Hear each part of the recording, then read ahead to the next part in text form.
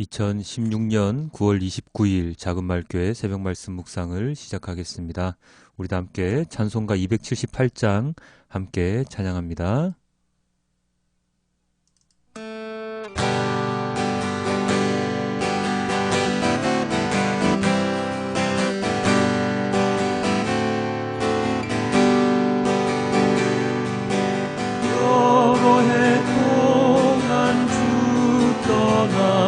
세상 연락을 즐기고 저 흉악한 죄에 빠져서 주 은혜를 잊었네. 오 사랑의 예수님 내 맘을 공경합니다. 오 나와 함께하며 내 생명이 되소서. 죄악에 죽을 인생을 심히 불쌍히 여기사 저 하늘의 영광 버리고 이 세상에 오셨네. 오 사랑의 예수님 내 맘을 공경합니다. 곧 들어와 나와 함께하며 내 생명이 되소서. 공포를 입은 구주는 다시 면류관 쓰시고 저 십자가 높이 달리사 그 아픔을 참았네. 오 사랑의 예수님 내 맘을 공경합니다. 곧 들어와 나와 함께하며 내 생명이 되소서.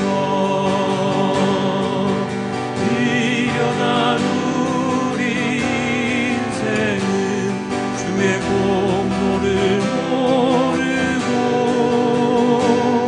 그 쓸쓸한 상황 가운데 늘 헤매고 다녔네. 오 사랑의 예수님 내 맘을 공경합니다. 곧 들어와 나와 함께하며 내 생명이 되소서. 오 사랑의 예수님 내 맘을 공경합니다. 곧 들어와 나와 함께하며 내 생명이 되소서.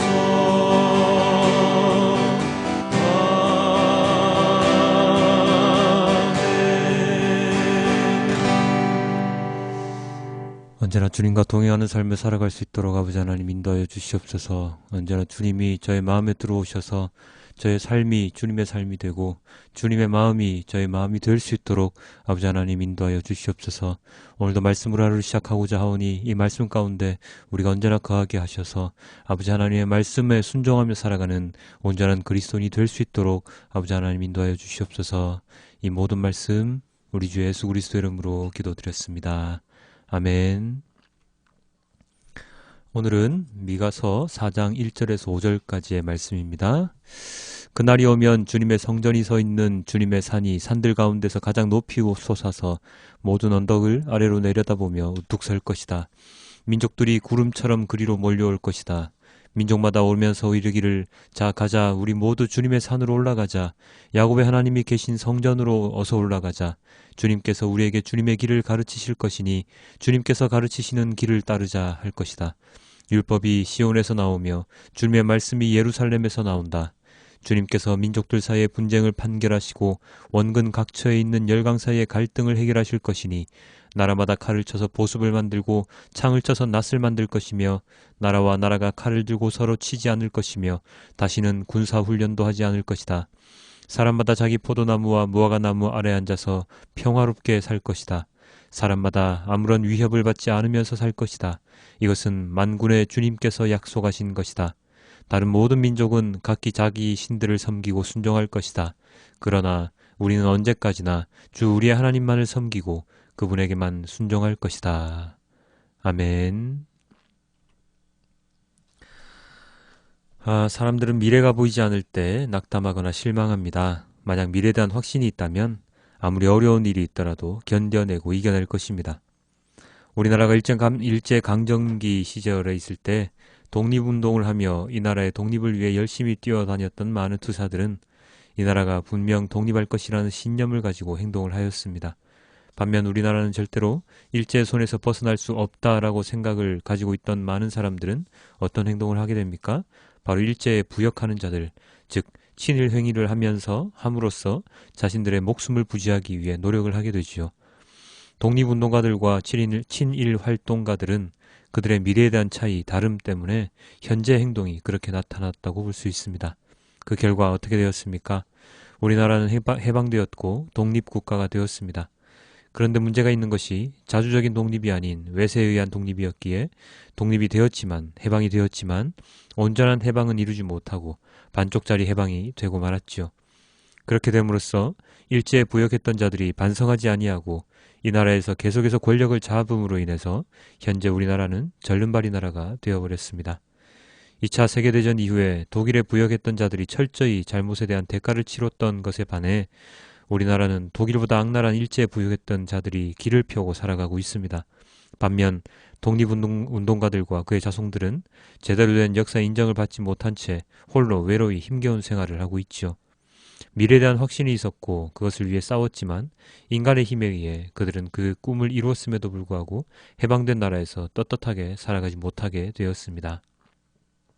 하나님 나라, 하나님의 때에 반드시 온다라고 생각을 합니다. 성경은 반드시 하나님의 나라, 하나님의 때는 온다고 말씀하십니다. 오늘 본문의 1절 이렇게 선포하고 있지요. 그날이 오면 주님의 성전이 서 있는 주님의 산이 산들 가운데서 가장 높이 솟아서 모든 언덕을 아래로 내려다보며 우뚝 설 것이다. 민족들이 구름처럼 그리로 몰려올 것이다. 그날이 오면, 그날이 오면. 여기서 그날은 무슨 날입니까? 바로 하나님의 날입니다. 심판의 날이자 구원의 날이지요. 심판당하는 자들은 하나님을 거역하고 거부한 자들이고 구원받는 자들은 하나님의 말씀에 순종하며 살아가려 노력했던 자들입니다. 이들의 미래를 바라보는 관점, 독립운동가들과 일제부역자들, 친일파들과 거의 동일하지 않습니까? 구원받는 자들은 하나님의 나라가 반드시 온다는 것을 믿고 그 말씀에 따라 살아가는 자들이라면 심판받는 자들은 하나님 나라 따위는 없다, 여호와 하나님은 존재하지 않는다며 자신들의 왕국을 위해 열심히 일하는 자들이지요. 하나님이 아닌 다른 우상, 권력, 재물에 자신의 모든 것을 바쳐 살아가는 자들입니다. 이 땅에서는 독립운동가들이 비참한 처지가 되었지만 그러나 하나님 나라에서는 명확하게 잘잘못이 가려지고 억울한 일이 없도록 하나님께서 공의로 심판을 하셔서 의로운 자를 가려내실 것입니다. 알곡과 죽정이를 가려내어서 진정한 알곡들만 하나님 창고에 차고 넘치게 만드실 것입니다. 이날, 구원의 날에는 이스라엘 백성들뿐만 아니라 이방인들까지도 하나님의 그날에 모여들 것입니다. 그리고 그 모여든 그곳에서 모든 이들이 하나님을 찬양할 것입니다. 그것이 바로 오늘날에는 교회라고 할 수 있겠지요. 오늘 말씀 2절입니다. 민족마다 오면서 이르기를 자 가자 우리 모두 주님의 산으로 가자. 야곱의 하나님이 계신 성전으로 어서 올라가자. 주님께서 우리에게 주님의 길을 가르치실 것이니 주님께서 가르치시는 길을 따르자 할 것이다. 율법이 시온에서 나오며 주님의 말씀이 예루살렘에서 나온다. 하나님이 계신 성전, 그곳으로 사람들이 모여듭니다. 오늘날 어떤 곳입니까? 바로 교회이지요. 교회는 바로 그런 곳이 되어야 합니다. 주님의 길을 가르침 받는 곳, 주님의 길을 따르는 자들이 있는 곳, 바로 그런 곳이 교회입니다. 세상의 권력과 재물의 눈이 어두워 진리를 선포하지 못하고 왜곡된 말씀을 전하는 곳은 이제 더 이상 교회라고 할 수 없습니다. 예루살렘 성전조차도 더러워졌을 때 무너졌지 않습니까? 돌 하나 남기지 않고 무너지리라 예언하셨던 예수님의 그 말씀대로 그 성전은 무너졌습니다. 오늘날의 교회도 마찬가지이죠. 잘못된 길로 계속해서 걸어간다면, 계속해서 주님의 말씀이 아닌 인간의 말씀을 전하며 살아간다면 그 교회는 무너질 것입니다. 그리고 온전한 교회만 살아남아 그날을 맞이할 것입니다. 사랑하는 성도 여러분, 오늘날 우리의 믿음은 믿는 것으로 그치는 것이 아니라 행함으로 나타나야 합니다. 온전한 그리스도인으로서의 삶을 주일 뿐만 아니라 평일에도 지키며 살아가야 합니다. 그렇지 않을 경우 우리는 하나님의 심판대에서 자유할 수 없을 것입니다.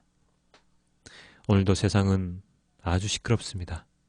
그날이 오면 전쟁이 없는 평화로운 시대가 될 것인데 오늘날 우리 주변은 너무나도 시끄럽습니다.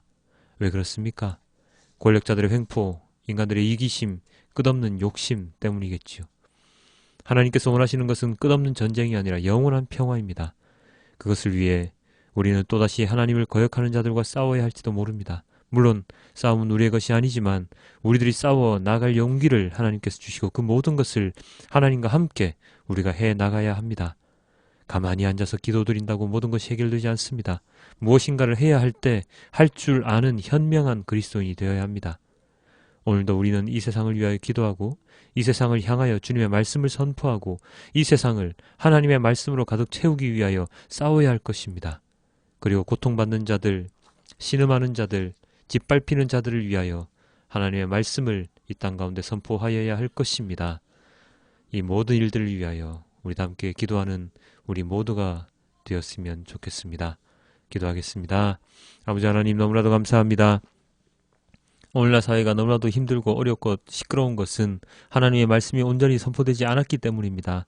하나님의 말씀이 온전히 선포되어진다면 하나님의 그 심판날이 곧 오리라는 것을 알게 될 것이고, 그렇다면 모든 이들이 회개하고 주님 앞으로 나올 것인데 여전히 하나님을 알지 못하고 거역하는 자들이 너무나도 많기에, 하나님의 말씀에 반하며 살아가는 자들이 너무나도 많기에, 마귀와 사탄의 그 농간에 당하는 자들이 너무나도 많기에 이 세상은 이렇게 힘들어 보입니다. 그러나 예수님께서는 이 땅 가운데 내려오셔서 어렵고 힘들고 너무나도 아프게 살아가는 자들을 위하여 사역을 마치셨습니다. 아버지 하나님, 오늘날 우리들도 마찬가지입니다. 그리스도를 따라 살아가는 자로서 주님의 그 모든 모습을 본받아 이 땅 가운데 힘없고 어려운 자들을 위하여 기도하고 그들을 위하여 방패막이가 되어주는 온전한 그리스도인이 될 수 있도록 아버지 하나님 인도하여 주시옵소서. 권력자들의 횡포와 가진 자들의 횡포에 맞서서 언제나 힘없는 자들을 위하여 노력하는 우리 모든 그리스도인들이 될 수 있도록 인도하여 주시옵소서. 이 모든 말씀 우리 주 예수 그리스도 이름으로 기도드렸습니다. 아멘.